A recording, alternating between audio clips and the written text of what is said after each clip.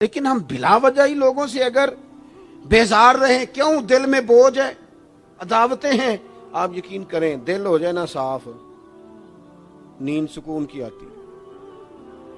دنیا میں سب سے زیادہ مطمئن وہ بندہ ہے اللہ نے جہاں رکھا ہے وہاں راضی ہے۔ چلو ایک بات بتاؤ مجھے، ہم جس قبیلے میں پیدا ہوتے ہیں وہ قبیلہ ہماری مرضی کا ہوتا ہے کہ رب کی مرضی کا؟ جلدی جلدی بتاؤ، اتنی دیر نہ کرو، کس کی مرضی ہوتی ہے؟ تو پھر جو قبیلہ اللہ نے میرے اور آپ کے لیے پسند کیا ہم کیوں نہیں پسند کرتے؟ جو دادا نانا چچا ماموں اللہ نے میرے لیے پسند کی، یہ رشتے اللہ نے بنایا ہے نا، تو ان سے آوازار ہے، تو ان سے تنگ ہے۔ وجہ جو اللہ نے تیرے لیے پسند کیا اسے پسند کر۔ حضرت ابراہیم ابن ادم رحمت اللہ علیہ ایک دفعہ مریدوں کے بیچ بیٹھے تھے تو آپ فرمانے لگے دنیا میں جو کچھ ہو رہا ہے میری مرضی سے ہو رہا ہے۔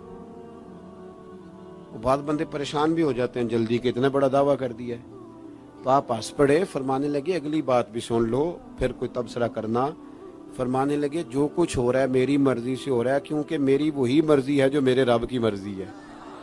میں نے اپنی مرضی اپنے رب کی مرضی میں فنا کر دی۔ اب میری مرضی کوئی نہیں، سانو قید سجن دا گہنا ہے، او جنج رکھے ایسا اونج رہنا ہے۔ ہم نے چھوڑ دی اپنی مرضی، اپنا ہے ہی کچھ نہیں۔ ہم نے نہ کبھی قطرے پہ غور کیا اور نہ دریا دیکھا، بس جہاں تیری جھلک دیکھی وہیں ڈوب گئے۔ چھوڑ دو یہ اس نے یہ کیوں کر دیا؟ وہ خواجہ نظام الدین صاحب محبوب الہی رحمت اللہ علیہ کے ایک مرید نے ایک دفعہ آ کے کہا حضور بڑی ہو گئی درگزر فقیری درویشی بڑی ہو گئی، اب جو میرے رستے میں کانٹے بچھائے گا میں بھی اس کے رستے میں بچھاؤں گا۔ وہ بڑے غصے سے بول رہا تھا، فقیر فقیر ہوتے ہیں۔ خواجہ صاحب ہنس پڑے، فرمانے لگے پتر تو زیادہ ہی ناراض ہو گیا ہے۔ کہنے لگا نہیں حضور ہمیں کچھ کرنا نہیں آتا، ہمیں بھی سارا ہی پتہ ہے، سٹ تے پکھڑا کوار گندل اسی اور بھی بوٹیاں جاننے ہاں، ہمیں بھی سارا ہی پتہ ہے، نمٹ نہیں لینا سویرے۔ جو ہمارے رستے میں کانٹے بچھائے گا سویرے اس کی گلی میں بھی بچھے ہوں گے۔ تو حضرت محبوب الہی فرمانے لگے پتر آدھے رستے میں تیری ضد میں وہ کانٹے بچھا دے گا اور آدھے میں تو اس کی ضد میں بچھا دے گا، تو پھر تو جو عام راہگیر ہوں گے ان کے بھی پیر زخمی ہوں گے۔ تو تمہاری لڑائی میں تو مخلوق پریشان ہو گئی۔ عرض کی حضور یہ تو آپ نے ٹھیک کہا ہے۔ فرمانے لگے اگر چاہتے ہو نا دنیا کانٹوں سے نہ بھرے اور لوگوں کو تکلیف نہ ہو تو ایک دوسرے سے تکلیف چھوڑ دو۔ یہ مت سمجھنا تیرا ایک بندے سے اختلاف ہے، تیرا ایک سے اختلاف ہوتا ہے اس کے اثرات دائیں بائیں بھی جاتے ہیں۔ حضور پھر کیا کروں؟ فرمایا اسے بچھانے دے، وہ بچھاتا جائے تو اٹھاتا جا، تو اٹھاتا جا۔ ویسے بھی جو کام ساری دنیا کر رہی ہوتی ہے وہ تو سارے کر ہی رہے ہوتے ہیں، کوئی ذرا ہٹ کے بھی کرنا چاہیے۔ جتن جتن تے ہر کوئی کھیڈے، جتن جتن تے ہر کوئی کھیڈے، تو ہارن کھیڈ فقیرا، جتن دا مل کوڈی پیندا ہی ہارن دا مل ہیرا۔ کبھی بندہ ہارے بھی اپنے دل سے بوجھ اتار دے، نفرت کو دور کر دے۔ عداوت دشمنی اگر کسی وقت رکھنی ہے تو اللہ رسول کے دشمن سے۔ اشداء علی الکفار، اپنوں کے لیے کیا ہے، کش عقیدہ کے لیے کیا ہے، رحماء بینہم۔ میرے عزیز ترمذی میں حدیث ہے، اپنی بات کو حوالہ دے کے مضبوط کر دوں، ترمذی میں حدیث ہے، نبی پاک علیہ الصلوۃ والسلام نے حضرت انس بن مالک سے فرمایا تھا، اے انس، اے میرے بیٹے، تم سے ہو سکے تو صبح اس حال میں کرنا کہ تمہارے دل میں کسی کا بغض نہ ہو۔ اور اگلے لفظ حدیث کے یہ ہیں، حضور فرمانے لگے یہ میری سنت ہے، یہ میرا طریقہ ہے، اپنے دلوں کو عداوتوں سے پاک کریں۔ اور پانچویں بات، اور بس اسی کے آگے پیچھے میں نے اپنی بات کو سمیٹ دینا ہے، میرا مضمون مکمل ہو گیا۔ حضور کی ایک بہت بڑی سنت، نبی پاک علیہ السلام کی ایک بہت بڑی ادا، وہ پتہ کیا ہے؟ وہ ہے دوسروں کا احساس کرنا، دوسروں کے بارے میں سوچنا، دوسروں کا خیال کرنا۔ میں ابھی آ رہا تھا تو میری گاڑی کے ساتھ کچھ دوستوں نے دوڑنا شروع کر دیا۔ میں جو ہوں مجھے اس کا پتہ ہے، میں ہمیشہ دوستوں سے کہتا رہتا ہوں آپ بزرگوں کے ہاتھ چومیں، اللہ والوں کی اچھی بات ہے، آپ کو فائدہ ہوگا۔ میرے جیسے گناہگار کے ہاتھ چوم کے آپ کو کیا ملے گا؟ کوئی نتیجہ نہیں نکلے گا. ہاں آپ کوئی میری بات مان لیں اور اس پر عمل شروع کر دیں تو رب کریم کی رحمت صبح قیامت ممکن ہے یہ کہہ دے یہ تیری وجہ سے اس نے شروع کیا تھا، جا تیرے گناہ بھی معاف کیے. یہ جو ذوق ہے نا، اب ایک بندہ گاڑی کے پیچھے بھاگ رہا ہے تو مجھے اتنی سخت تکلیف ہو رہی تھی، میں نے کہا یار کیا ضرورت، دیکھو نا بیچارہ گرمی کا موسم ہے، پیاس لگے گی اور پسینہ آئے گا، کیوں بھاگ رہا ہے؟ میری مجبوری بھی ہے، گاڑی کو تو چلنا ہے. جب تک ہم احساس پیدا نہیں نہ کرتے، میرے قبلہ عالم فرمایا کرتے تھے کہ تیری گاڑی کے آگے سے کوئی غلط کراس کر گیا اور دوڑ کے گزر گیا اور کوئی سخت جملہ بھی کہہ گیا ہے، اس پر بھی تنقید نہ کر، تو اپنے دل میں اس کا احساس پیدا کر، سوچ کے ہو سکتا ہے اسے گھر میں کوئی ایمرجنسی ہو گئی ہو. اپنی سوچوں کو مثبت کریں. آپ دوسروں کا احساس بھی اپنی طبیعت میں پیدا کریں، دوسروں کے بارے میں بھی سوچیں. میں یہاں ماشاءاللہ سٹیج پہ بیٹھا ہوں، بڑا نرم ماحول ہے، بڑا کچھ ہے، لیکن جو دوست پیچھے دیوار کے ساتھ کھڑے ہیں نا، جن کو جگہ بیٹھنے کی بھی نہیں ملی اور کھڑے ہونے کی بھی صحیح کر کے نہیں ملی، ان کا بھی احساس پوری طرح. اور میرے خیال میں سب سے زیادہ مہمان خصوصی بھی وہی ہیں آج کی ہماری محفل کے، جو زیادہ مشکل میں بیٹھے. احساس اپنی کہاں تک احساس کرنا ہے؟ لو حدیث پاک سنو. اللہ کے محبوب علیہ السلام فرماتے ہیں میں نماز پڑھانے کھڑا ہوتا ہوں، نماز. کریم فرماتے ہیں میرا دل کرتا ہے میں لمبی نماز پڑھاؤں، لیکن پھر پیچھے سے نا کسی بچے کے رونے کی آواز آتی ہے. دل تھا لمبی پڑھاؤں، بچہ رو پڑا تو مجھے خیال آتا ہے اس کے رونے سے اس کی اماں کو تکلیف ہو رہی ہوگی، میں نماز چھوٹی کر دیتا ہوں. اللہ کی نماز مختصر کر دی احساس کے طور پر. حضور اس امام مسجد سے سخت ناراض ہو گئے تھے، صحیح حدیث میں موجود ہے، جس کے مقتدیوں نے آ کے شکایت کی تھی کہ یا رسول اللہ بہت لمبی نماز پڑھاتا ہے. یہاں تو لوگ احساس ہی نہیں کرتے میرے بھائی، یہاں تو احساس ہی نہیں کرتے. یہاں تو میں آیا ہوں نا رات کے 1 بجے محفل میں، تو میری طرح کے لوگ تہاڈا ذوق ہی نہیں، تسی سبحان اللہ ہی نہیں آندے، تسی ہاتھ ہی نہیں کھڑے کر دے. او بھائی تو نہیں آیا ہے، تو ٹر جانا ہے اپنا سارا سمیٹ کے پیسے گنا کے. اتنے بیچارے مغرب دے بیٹھے نے، ان کا ذوق تو اپنا ذوق بھی بیان کرنا، آنا تو بھی اسی وقت محفل میں جب سارے آئے ہیں. تے نالے تو تے گل کر کے آیا میں انہیں ہزار لینا ہے، تے مفت آئے نے سارے بیچارے. اس لیے ہو سکتا ہے ان کا عشق تجھ سے زیادہ ہو. کروں مدح اہل دول رضا اور پڑے اس بلا میں میری بلا، میں گدا ہوں اپنے کریم کا، یہ میرا دین ہے کوئی پارا انا نہیں. اس لیے میرے عزیز احساس دوسروں کا پیدا کریں اپنی طبیعت. ہم نا احساس نہیں کرتے، خدا را احساس کرو. ٹھیک ہے پریشانیاں ہیں، لیکن میں جوان سے کہوں گا تو نوجوان ہے، باہر تجھے ٹینشنیں ہیں، کاروبار کی مسائل ہیں، پریشانیاں ہیں، لیکن اللہ نے تجھے جوان کیا نا، حوصلہ دیا ہے نا، تو باہر کی ٹینشنیں باہر چھوڑ کے آیا کر.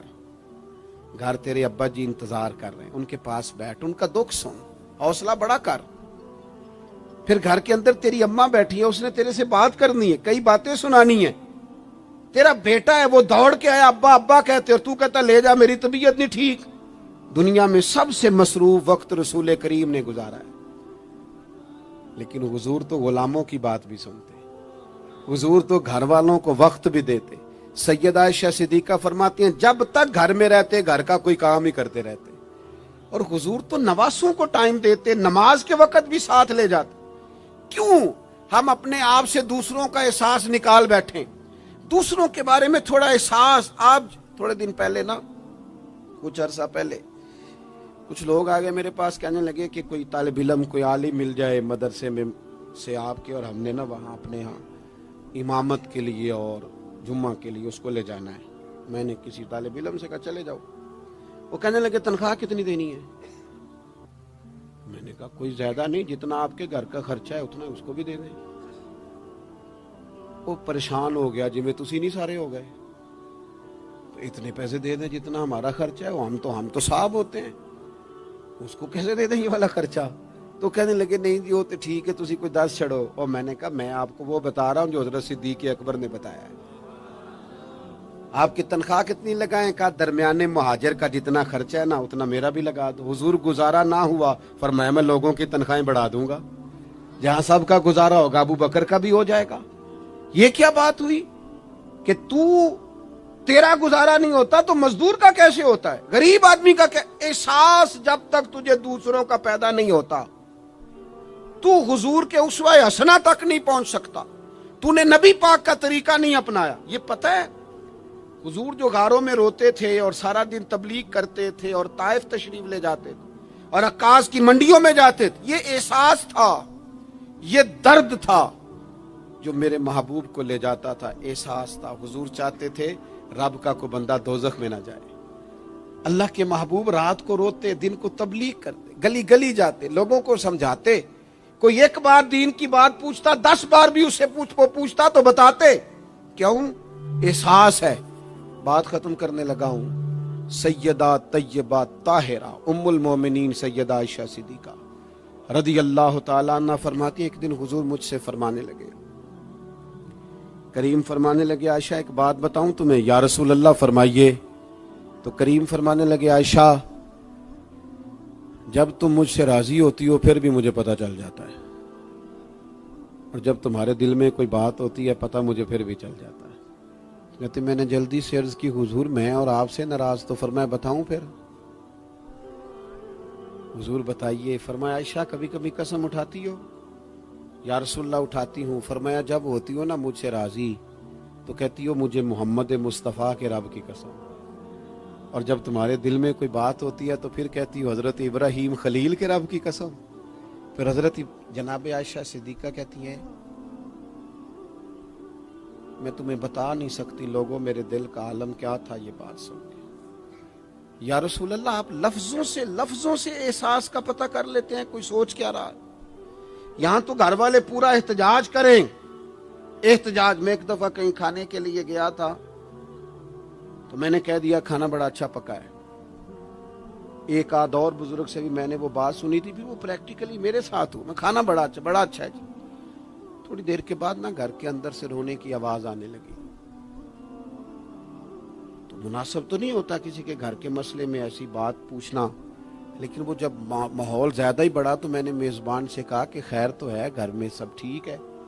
تو کہنے لگے آپ کی وجہ سے رو رہے ہیں. میں نے کہا کہنے لگے آپ نے بڑی تعریف کی ہے نا کھانا بڑا اچھا پکا ہے. تو میری بیوی ہے تو عزیزوں میں سے پر وہ گھر غریب ہے. اس نے کہا 14-15 سال ہو گئے اس گھر میں کھانا پکاتے، آج تک نہیں کسی نے کہا اچھا پکا ہے. میں غریب کی بیٹی ہوں، آج وہ تعریف سنی ہے تو دل کسی اور طرف ہی چلا گیا ہے. اتنا بھی احساس نہیں جو صبح سے گرمی میں کھڑے. آپ کو پتہ ہے نبی پاک نے کبھی کھانے میں نقص نہیں نکالا تھا. سیدہ عائشہ کہتی ہیں پسند ہوتا تو کھا لیتے ورنہ چھوڑ دیتے. کبھی عیب تو ہنڈیا پھینک دیتا. آنا گرمی میں تو بھی کھڑا ہونا، جہاں اماں کھڑی ہے، بیوی کھڑی ہے، بہنیں کھڑی ہیں، کھڑا ہونا 10 منٹ. تو احساس ہی نہیں، صرف اپنا ہی پتہ ہے. سیدہ عائشہ صدیقہ یہ حضور کا اسوہ حسنہ ہے. یہ طریقے اپناؤ زندگی میں. 4 5 8 چیزوں کو فقط سنت نہ سمجھو. یہ وسعت ہے حضور کے اسوہ نور میں.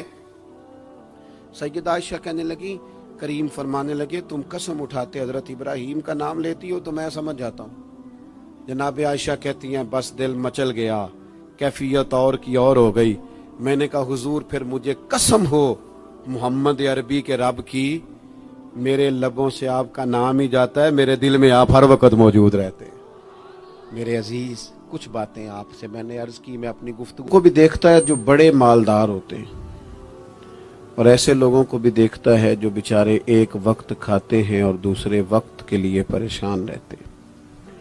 اپنی زندگی میں وہ صحت مند، توانا، خوبرو لوگوں کو بھی دیکھتا ہے اور بیمار اور کمزور، ضعیف اور ناتواں لوگوں کو بھی دیکھتا ہے.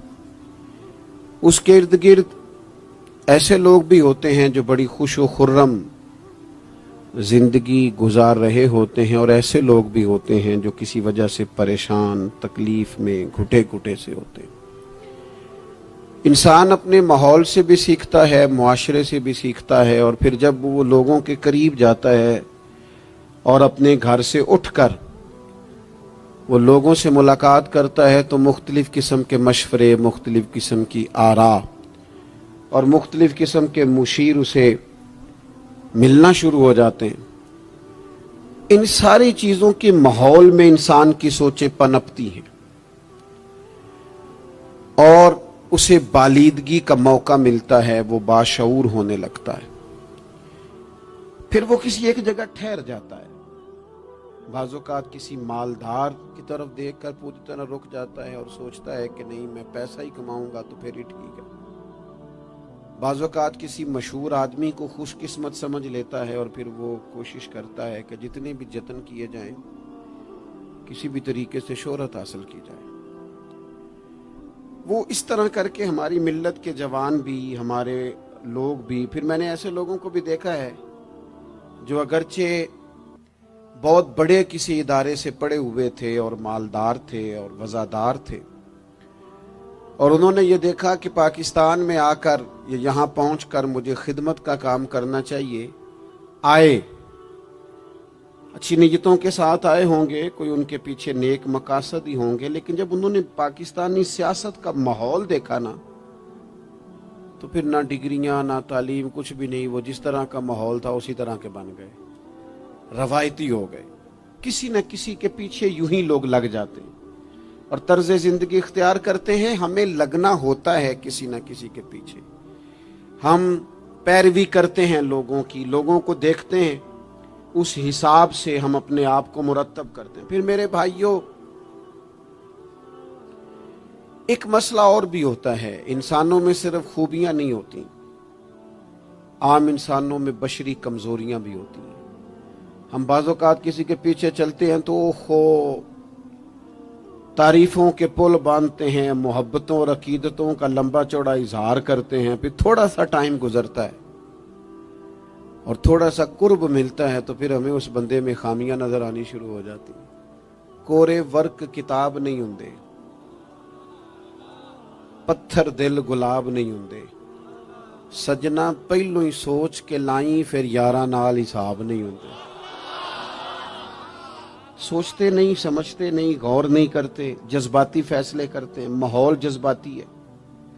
یا آپ دیکھیں نا، میں کسی جگہ پہ پہنچتا ہوں تو رکنا، بیٹھنا، چلنا پھرنا دوست مشکل کر دیتے ہیں، 1 منٹ کے لیے کہیں کیمرہ بند نہیں ہوتا۔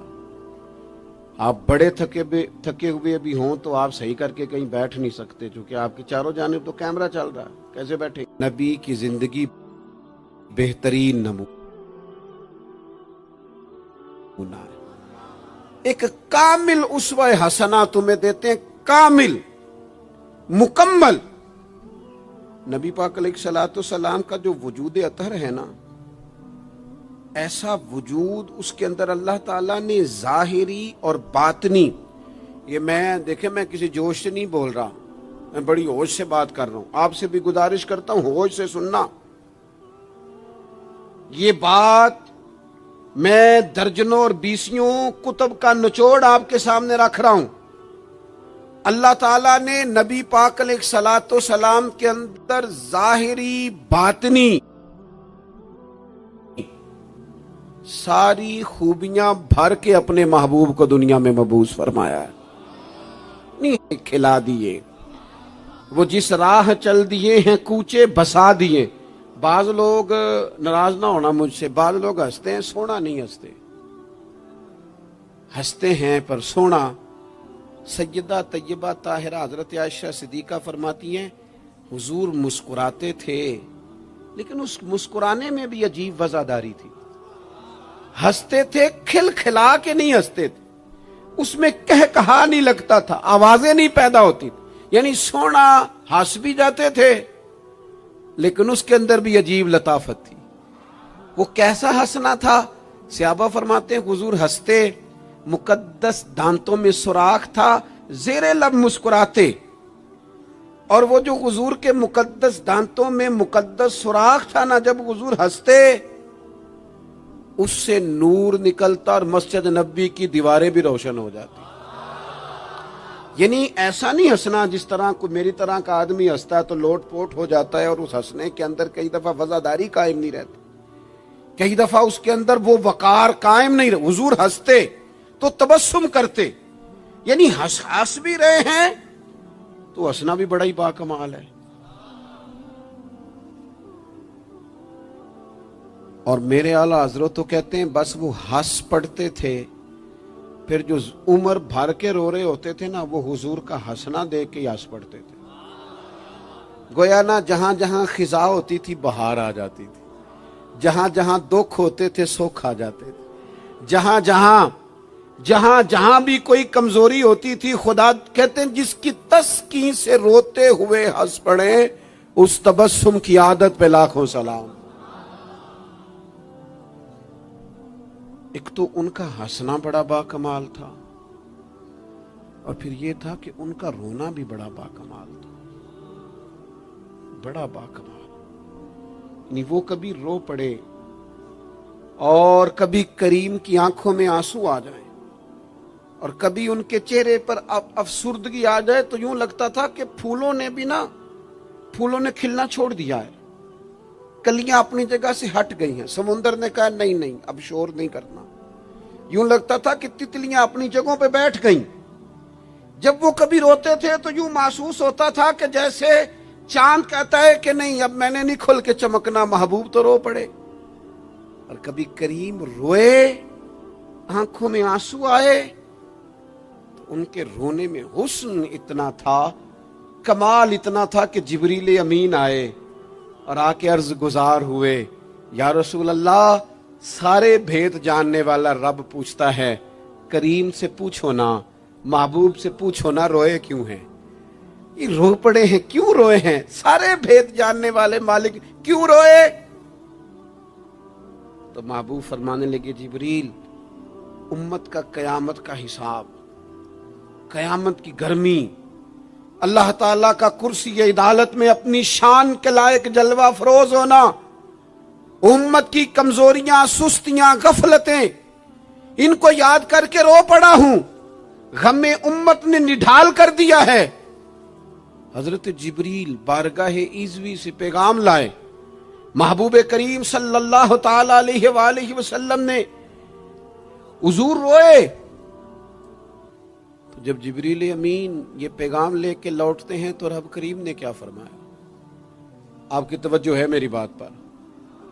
मालिक करीम ने क्या फरमाया? वो आयत नाजिल हुई जिसके बारे में इमाम ज़ैनुल आबिदीन रदी अल्लाह ताला अन्हु फरमाते हैं, कुरान में सबसे उम्मीद वाली आयत ये है।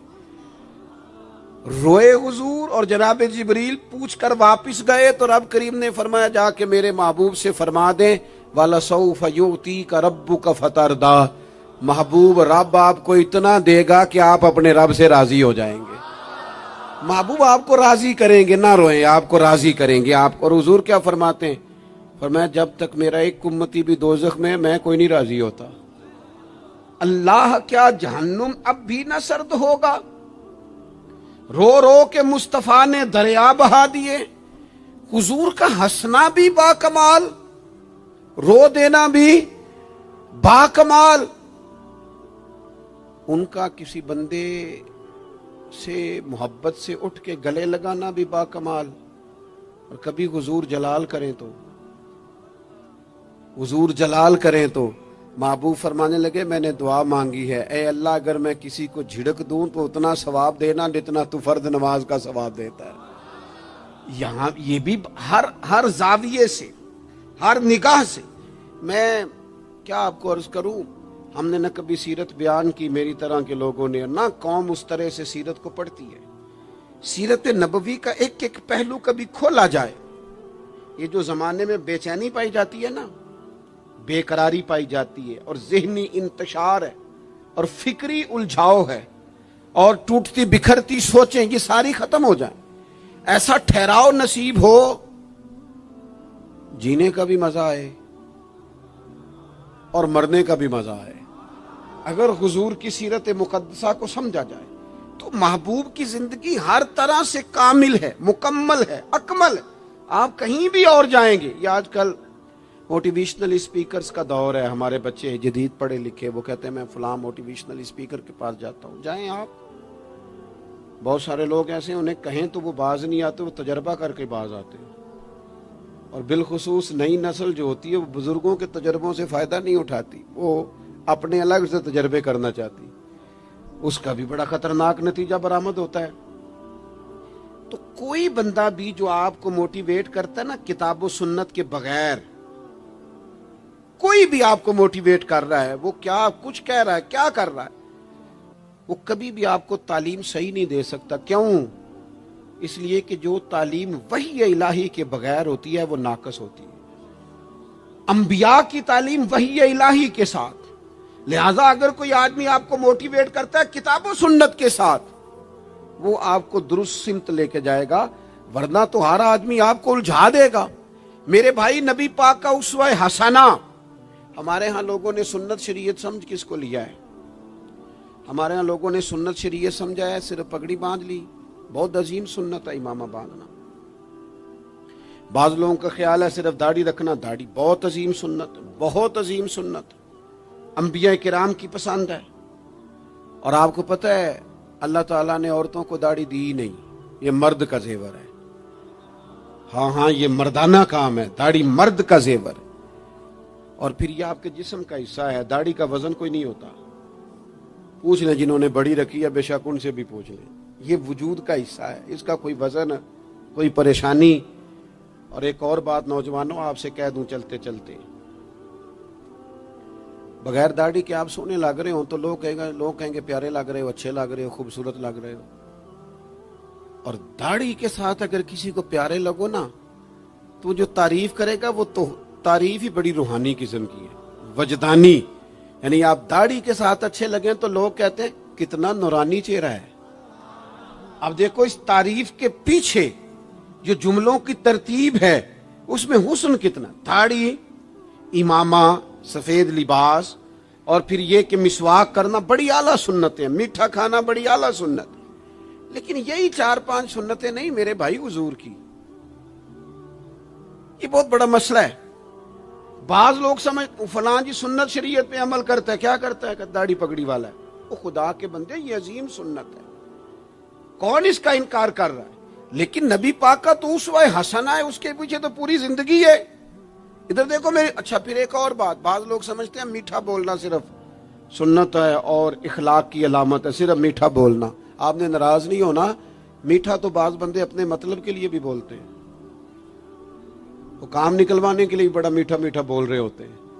اور یہ سنو میرے بھائی، صرف میٹھا بولنا ہی سنت نہیں، ہمیشہ سچ بولنا سنت ہے، ہمیشہ صحیح بات کرنا، دیانتدار رہنا۔ تو سمجھتا ہے 4 5 6 8 چیزیں ہی سنت ہیں؟ او خدا کے بندے، نبی پاک کی جو ادا سب سے پہلے دنیا کے سامنے آئی اور حضور کی جس ادا سے، سنت سے لوگوں کو سب سے پہلے واقفیت ہوئی، شور نہیں پڑ جاتا کسی چیز کا دنیا میں، معاشرے میں فلاں بندہ یہ کرتا ہے، فلاں ایک بندے کا ایک چیز تعارف بن جاتی ہے، تعارف، کوئی چیز لوگوں کے وجود کے ساتھ، نام کے ساتھ سابقہ لاحقہ بن جاتی ہے۔ جو چیز سب سے پہلے جس سے لوگوں نے میرے نبی پاک کا تعارف کیا اور لیا، ادھر دیکھو نوجوانوں میری طرف، جس چیز سے سب سے پہلے حضور کی جس ادا سے لوگ واقف ہوئے تھے وہ تو صادق اور امین ہونا ہے۔ سب سے پہلے لوگ واقف ہوئے تھے کہ ہمیشہ سچ بولتے ہیں، ہمیشہ سچ۔ ملت کا جوان تو لوگوں کو ہنسانے کے لیے جھوٹ بولتا ہے، کوئی فائدہ نہیں، کوئی فائدہ نہیں، جھوٹ بولنے کے لیے ڈنگے مارتے ہیں، بڑکے مارتے ہیں، میں یہ ہوتا ہوں، میں وہ ہوتا ہوں، جھوٹ بولتے ہو، کیوں زیادتیاں کرتے ہو اپنے ساتھ؟ نبی پاک علیہ السلام کی تو پہلی ادا، پہلی سنت جس سے لوگ واقف ہوئے وہ صادق اور امین ہونا ہے، اور لوگ کمزوری دکھاتے ہیں۔ میں آپ سے عرض کروں، آج پتہ ہے میرے ملک کا حال کیا ہے؟ آج اتنے درد میں ہیں لوگ، اتنی تکلیف میں ہیں۔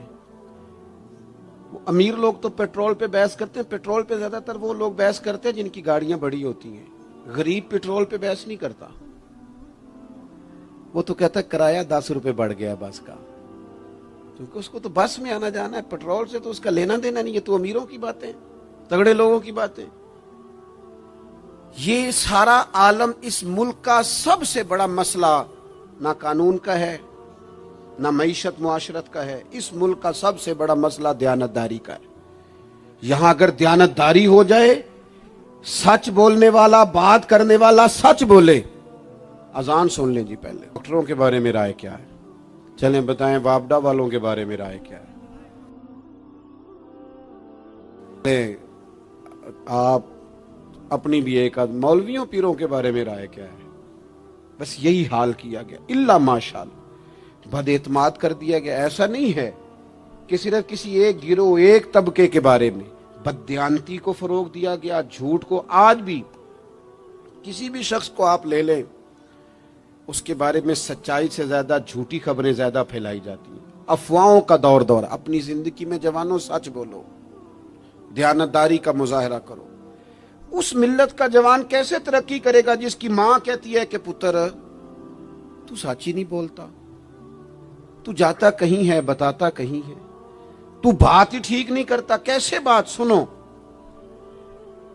نبی پاک صلی اللہ تعالی علیہ وسلم نے جب مختلف جگہوں پہ تبلیغ دین کے پیغامات بھیجے تو ہرقل بادشاہ کو بھی حضور نے پیغام دیا۔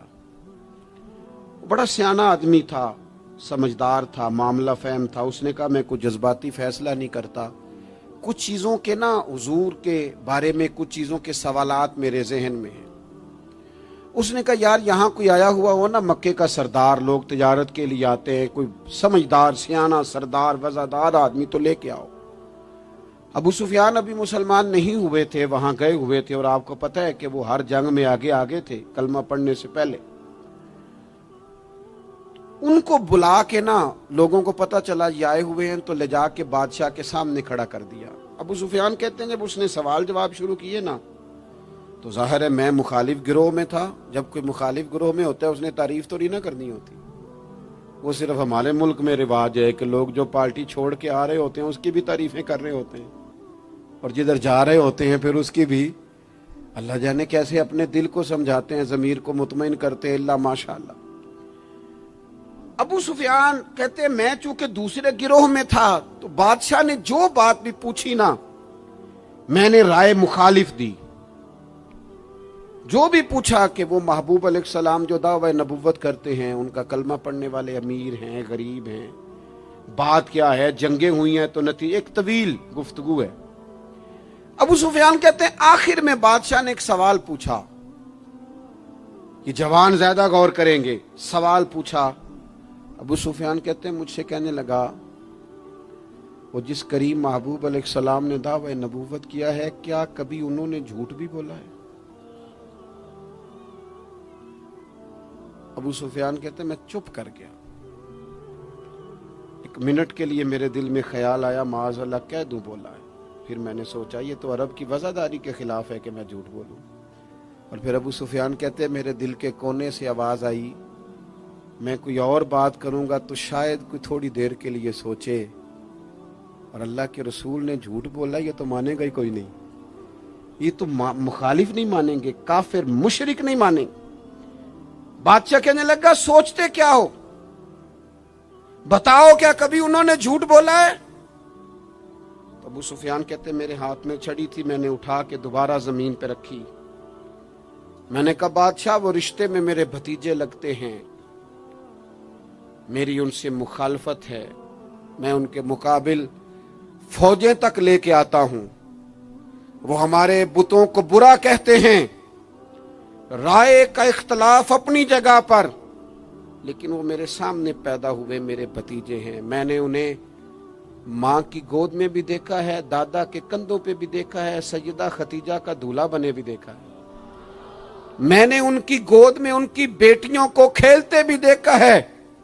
اختلاف اور مخالفت اپنی جگہ پر وہ کریم میرے سامنے پیدا ہوئے اور ان کے مقدس بال میری آنکھوں کے سامنے سفید ہوئے، ان کی زبان سے جو بھی نکلتا ہے حق اور سچ ہی نکلتا ہے۔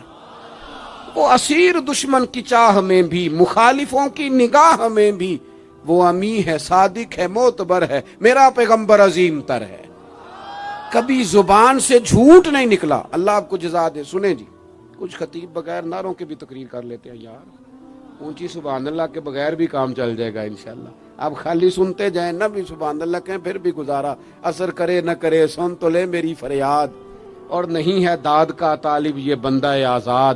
میرے عزیز نبی پاک علیہ الصلوۃ والسلام نے سچ بولا۔ ابو سفیان کہتے ہیں ان کی زبان سے سوائے حق سچ کے کبھی کچھ نکلا؟